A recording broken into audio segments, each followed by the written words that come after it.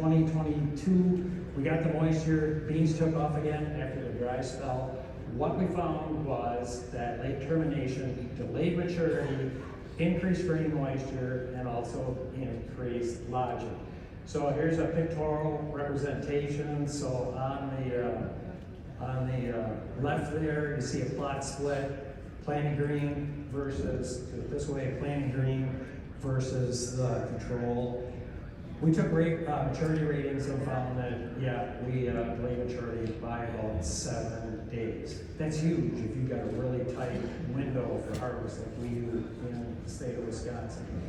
The other thing, so 7 days, the other thing was that we increased grain moisture by 2%. Experimentally, we have to harvest everything on the same day. In practice, if these were a bunch of different fields, you would wait till maturity, but then again, this gets to timeliness and hitting that harvest window. The other thing we saw was lodging induced by the rye. We had heavier biomass in 2022. In a lot of the locations, it stayed upright, but then started to pull over or fall over and it pulled the beans with it.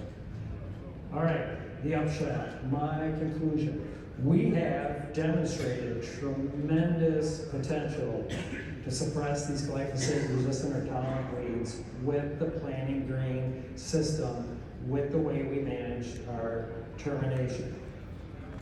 95% for late termination and 50% on average across species, across years for just the early termination.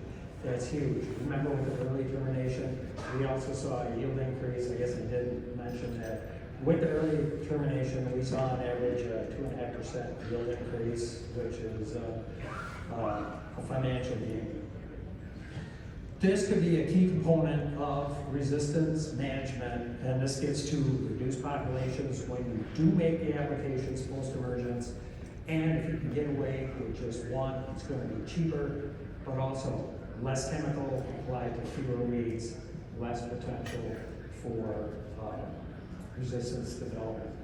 This is a photo from my farm, from the field that I had the trial in this past year.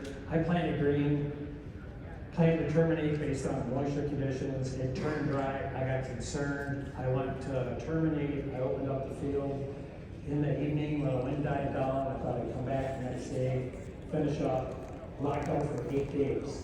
I came back and finished up 8 days later. Where I had applied the first time and got the early kill, I had to apply Enlist-Dual twice.